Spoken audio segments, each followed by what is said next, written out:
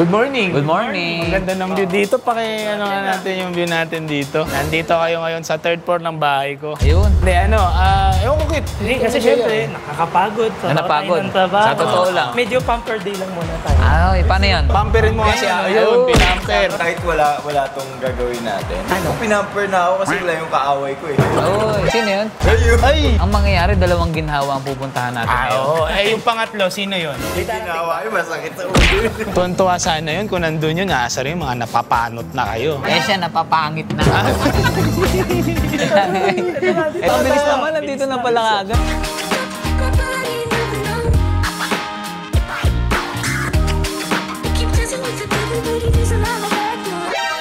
Welcome to Bicho Origin. Huwag mo sabihin, hindi nila alam na ako may-ari. Ikaw may-ari nito? Hindi, nadulas lang sila. Sakto, may grown ako eh. Iba yun! Ito sir, ay more on scalp treatment tayo. More on scalp concern sir for hair fall, dandruff, oily scalp. Natural po tayo sir. Bali natural po na magtutubo po yung hair natin. Bali ang mga ingredients na sir is more on Chinese herbs. Original siya from Singapore sir. You're from Singapore, right? Di ba? No. Yung pinaka-herbal paste natin, meron siyang 16 Chinese herbs. Okay, ano po yung 16? Ginseng po, Heshu, Heshu!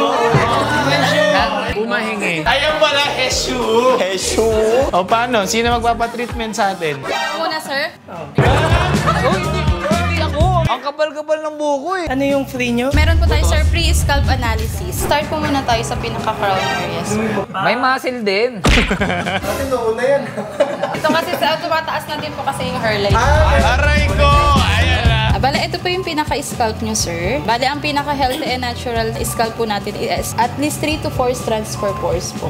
Yung sa'yo, sir, is 1 strands na lang po. Mostly, 1 strand. Yes. Tapos po, yung pinaka dito sa sir, hairline mo, wala na po talaga.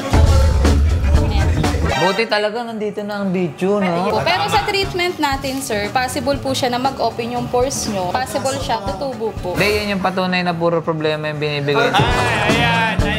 Yes, stress po talaga number 1, sir, sa tamang pag-shampoo din natin, sir. Ay, nagsashampoo pala kailangan? Yung sa price nila. 1,490 po, 1 cup lang po yung magagamit po sa inyo. Ayan, so hindi lang babae mga nagpapatreat, no? Susubukan namin ngayon. Marami silang branch, 10. Meron pa sa Davao. Alam ka na, Pi. Hanggang-closing pa yung sa'yo. Uy, tagal! Mahaba naman. Pinaka-first application natin is ginger tonic po. So, nakaka-help po siya magpa-open ng pores natin. Parang pinititripal na siya ni Ron. Ilalagay ng krus. Dasal na yung ginagawa, hindi na treatment eh. Wala po kasi kayong Kamusta, Pi? Kamusta? Ang galing ni Rona, parang bulag to ah. Wala lang po talaga siyang buho. Pero haba. Prepare ko lang po yung pinaka-herbal paste na. Ito is paste. Pwede ba kainin yan, ma'am? Pwede nyo siya tikman, sir. Ilang oras yan, ma'am? 40 to 35 minutes.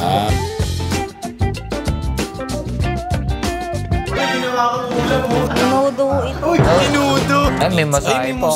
po. Tikman daw po namin yung ano. Pwede na to, no? Happy. Cheers! Kutsara mo pa. Hindi mo ako merienda. Pag pupunta, maganda nagpapareserve. Yes po. Meron po kaming website, sir. Pwede po kayo mag-book online. Ayan yung mga white hair mo, sir. Para mas clean. Ganda nga, parang nagbago na yung ano ko. Apo, nag-open na din yung mga pores mo, sir. Di ba kanina medyo oily? Tsaka dry. Eh, dapat mag-QC tayo, maginhawa. Kulang tayo eh. Kumain tayo sa mas masarap. I'm a shy deer in the headlights. She's coming over and I'm just standing there like Siyan, gonna get to go. Order na tayo. So sabi nila, si Chien Ma is siya ang Founder. Oo, siya si Lola. Ayan o. Nakapunta na kayo dyan? Ang napunta ko sa Taiwan, yung Din Tai Fung. Yung Din Tai Fung na nakikita nyo sa mall, hindi siya ganun sa Taiwan. As in, parang bahay na ganun ang Din Tai Fung sa Taiwan. So, ito, hindi ko alam, no? Matagal na siya, 1932. So, order tayo ng Xiaolong Bao. Tsaka yung may sila, Belgian chocolate. Ano yun? Parang Xiaolong Bao din. Pero chocolate. Pero chocolate yun naman. Natutunaw yun. Ito na yung Xiaolong Bao, 8 pieces. Uy! Bingo! Ang sarap. Ayan na, oh. Uy! Anong name? Ito yung large, ang laki. Uy! Ang kulay naman ng natin, ng table natin. Ito yung Belgian. Aray ko! May ginto pa.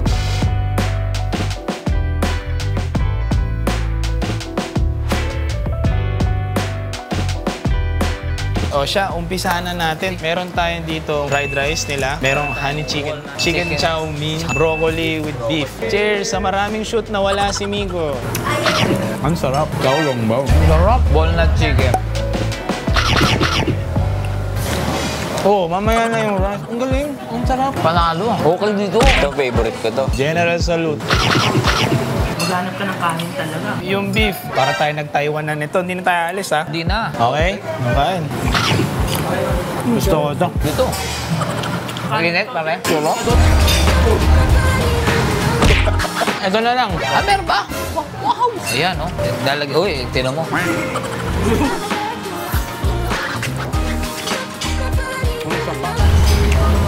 Sana ganito lagi. Sipin mo, umaga, pamper.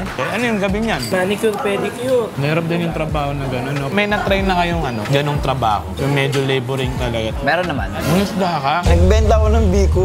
Bigay mo yung ID mo, bibigyan ka niya. Kailangan mo maubos yun. Ilang taong ka nun? Elementary, pre. Tapos binibenta ko siya sa mga kamag-anak ko. May pambili ko ng text. Nag-try din nga ako mag-deliver ng soft drinks noon eh. Kasi yung libre, pagkain lang. Pero trip mo lang. Trip ko lang. Gusto ko lang matry yung mga mabibigat ng trabaho. Sa Manila, sabi mo, nagtrabaho ka din sa Manila. Salvador. Nagkargador ako dun sa tindahan namin. Grabe. Kung may mapupulot kayo, dahil kay Api. Nang gym ka na nun. Hindi pa. Pero nagtatry na akong magbuhat ng 25 kilogram na sako ng asin. 50. Tinatry-try ko na. Oo, tinatry-try ko na yun. High school. Ang elementary. LM. Grade 5, grade 6 na ako nun. Naalala ko na supervisor ako sa construction namin. Nag-visor ako, parang visor ako. Kung hindi kayo nagbablog ngayon, tsaka kung ano man sinasideline nyo ngayon, ano unang a-apply mo? Dat mag-a-apply ka. Ako baka marketing. Any business. Any business. Ako butcher. Pangarap ko yun eh. May classmate ako nung high school. Fourth year na ako na ito. Meron silang katayan ng kabayo. Sabi ko, pasok mo naman ako sa inyo. Gusto kong maging butcher. Parang gusto mo yung kabayo. Hindi, mahirap yun. Gusto ko yun. Hindi lang natuloy. Yun ang una mong, asin, pagising mo, wala kang trabaho. Ngayon. Inalis ko lahat. Ako, driver. Na, grab. Kahit na basta magdadrive ako, kahit jeep. Kamag-gusto ako sa paperwork. Ayun, pre. Pag umuwi kami ng Bulacan, daming billboard doon eh. Kabit ng billboard. Gumawa ng billboard. Kasi nakikita ko sa sa ibang bansa. Kakaiba sila gumawa ng billboard eh. Tapos engaging talaga. Ako baka sa ad agencies din. Film studio, mga ganun. Naka-apply ka na. Yan na yun. Pero yung bayad, mababa lang. Tapos hindi sumasapat sa sa pang-araw-araw. Bago yung sagutin, baka pwede natin. Tikman natin yun. Oo, tikman natin. Pwede akin. Kasi, to. Lalagyan ba ito ng ano ulit? Cheers! Nag-flashback lahat eh. Lahat ng mga binuhat niya. Panalo, ayaw nyo, no? Wala kayong choice. Yung dapat yung i-apply nyo, di ba? Kung ano yung sinabi nyo. Parang naiipit ka. Paano gagawin mo? Driving yung sa'yo, di ba? Hindi, iniisip ko kung paano ko mapopromote eh. Hindi ko inisip ko rin kung paano nyo mapapromote. Pagiging jeep. Ikaw, marketing ka. Siya yung kinuha kong marketer sa akin eh. Hindi, kaya gano'n. Hindi kumita. Kaya gano'n. Paano plano mo? Paano gagawin mo? Medyo hirap nga ako dito. Pagsagutin mo yung marketing mo. Magsa-side hustle ka. Ah, sige, tutulungan kita dyan. Ibenta ako ng taxi. Kasya na ba 5,000 dyan? Nalugi kasi tayo sa Grab eh. Pinapalakas ko lang ulit yung ano natin. Wala namang grab yung jeep. Ah, wala pang Grab jeep. Wala palang Grab ang jeep. Kala ko meron. Pili ko mas pasok ko mga online. Kunyari nasa art ka na, edi umano ka. Pumirilads ka lang. So yan yung ma-advise nyo talagang side hustle o kaya ano. Siguro baka ako nagtitinda pa ako ng balot habang nagmamasada eh. Eh paano kunyari pre ganito? Ganyan na. Eh nagkasakit pa si ganito. Tapos kailangan mong bayaran yung ano. Pinapahirapan ka Di ba jeepney driver ka? Alam mo, pwede mo ibenta. Handlebar. Naiyak na ako. Diba kunyari sunod-sunod nga yung mga ano. Pako nyo na lang ako. Di ba jeepney driver ka? Benta mo preno. Sabi ko, bago kayo sa preno. Wala kayong preno eh. Kasi kahit kaninong sitwasyon na Hindi, lang. sa bagay nangyayari talaga yun. Kahit kaninong trabaho. Teka lang ha. Kunyari nga ganun. Daming problema pumasok ah. Bawal kang mag-resign. Tapos ang dami mong need bayaran. Nangyayari na ngayon ah. Hindi. Hindi, totoo. Nangyayari yan. Nangyayari na rin sa amin yan. So paano ginawa mo nun? Wala, kapit lang kay Lord eh. Kapit lang kay Lord. Kay Lord talaga. Diskarte, wala kang diskarte. Kapit lang kay Hindi, kusang lumalapit yung diskarte eh. Blessing yun. Sa kinikilusan yan, hindi kusa yun. Hindi kusa. Ayun, may kasamang kilos din. Ikaw, Dre, ano gagawin mo? Hindi, online talaga. Kaya lang medyo matrabaho. Di ko i-advise na tama, pero mawawalan kang tulog, mawalan kang oras sa pamilya mo, magjowa, kasi isipin mo, may day job ka na eh. Uuwi ka, pagod ka rin. Yung iuwi mo, i-discarte mo pa rin kasi. Para medyo okay pa yung mindset mo, be grateful pa rin. Buhay ka pa rin. Ang gano'n na lang, tignan mo pa rin yung maliliit na bagay. Kaya although mahirap yun, sobrang hirap gawin nun. Pinakamadali nilang gawin, magbenta sila. Pagkain. Mga quick May kakilala akong ganun magaling magbenta. Walang order pero... Isang pala, pwede rin gawin. Kausapin mo yung nagtatrabawan. Kung? Baka pwede kang mag-apply na loan or ng loan. or Cooperative loan, increase.